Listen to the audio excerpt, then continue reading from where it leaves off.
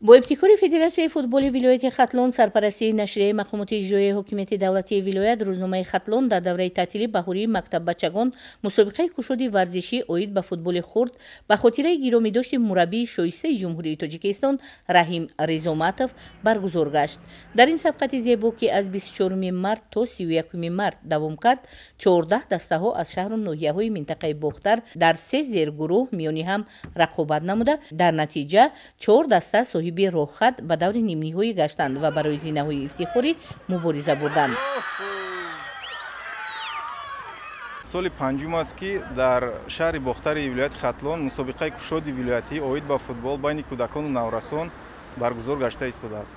این سال فدراسیون فوتبال ولایت خطلون با همکاری با روزنامه خطلون در ولایت خطلون مسابقه کشتی ولایتی را به راه انداختند که در آن 14 دسته از شهر و ناحیه‌های ولایت خطلون اشتراک کردند.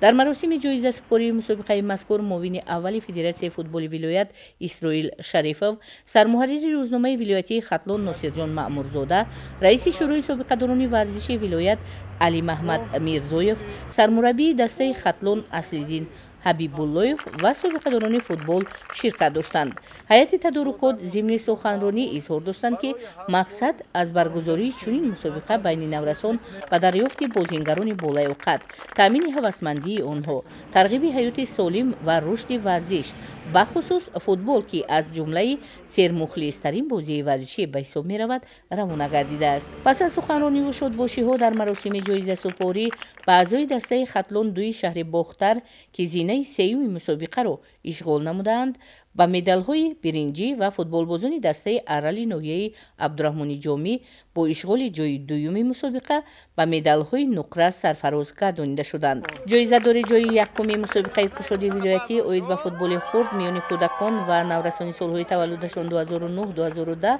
بخشیده به خاطر مربی شایسته جمهوری تاجیکستان رحیم ریزوماتوف دسته جوانان یک شهر باختر دانسته شده در وضعیت تنتنوی جام و مدال‌های طلایی مسابقه به فوتبالبازان این دسته سپرده شد. ما از بین 14 دسته غالب آمدیم و دسته ها رو با حساب بلند بریدیم. من از زمین تشکیل کننده های فوتبال خیلی منت دارم و در آینده میخوایم پرچم جمهوری تاجیکستان رو بالا برداریم. طبق اطلاعات تشبثکاران سبقت زیبای ورزشی چنین مسابقه ها منبع نیست با مقصد رشد ورزش و دریافت کودکان و نورسان بالایوقت راه اندازی می‌گردد.